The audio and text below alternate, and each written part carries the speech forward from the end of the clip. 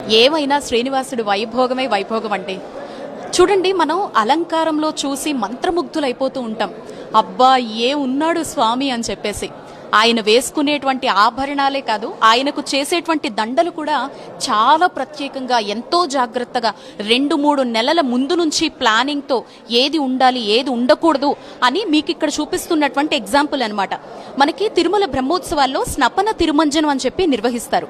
ఎందుకు చేస్తారు అంటే, స్నపన తిరుమంజనం అంటే ఆ సమయంలో ఉత్సవమూర్తులుగా ఊరేగుతున్నటువంటి శ్రీదేవి భూదేవి సహితుడుగా ఉన్నటువంటి మలయప్ప స్వామికి అభిషేకం చేస్తారు. ఇది ఎందుకంటే మనకి ఎలాంటి దోషాలు లేకుండా, అలాగే భక్తజన శ్రేయస్సు కోసము, ఈ బ్రహ్మోత్సవాల్లో జరిగిన దోషాల నివృత్తి కోసం 2-3 సార్లు కింద వీటిని చేస్తూ ఉంటారనమాట. దీన్ని స్నపన తిరుమంజనం అంటారు. ఆ సమయంలో ఒక్కొక్క ద్రవ్యం వేస్తున్నప్పుడు ఒక్కొక్క అలంకారం చేస్తూ ఉంటారండి స్వామికి. ఆ దండలే మనం ఇక్కడ చూస్తున్నాం. ఇది చూడండి, పట్టుదారంతో తయారు చేశారు. వీటిని పవిత్రోత్సవాల సమయంలో పవిత్ర మాల అని చెప్పి పిలుస్తారు. అప్పుడు హైలైట్ గా ఉంటుంది. సో స్నపన తిరుమంజనంలో కూడా ఈ మాల అనేది వేస్తూ ఉంటారనమాట.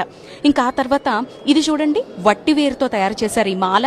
అక్కడ మళ్ళీ అమ్మకి స్వామికి కలిపి కిరీటం ఉంటుందండి. చూడండి ఎంత బాగున్నాయో.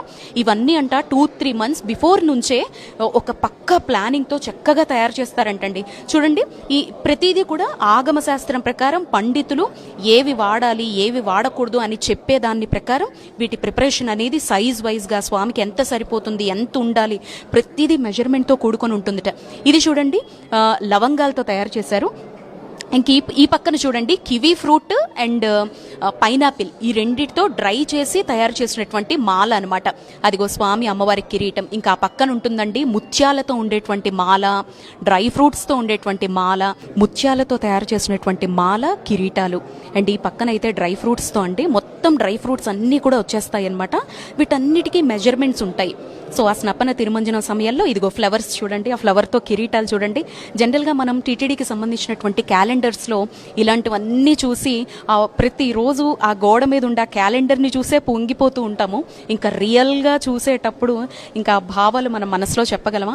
అందుకేనండి శ్రీనివాసుణ్ణి అలంకార ప్రియుడు అని చెప్పి పిలుస్తూ ఉంటారు.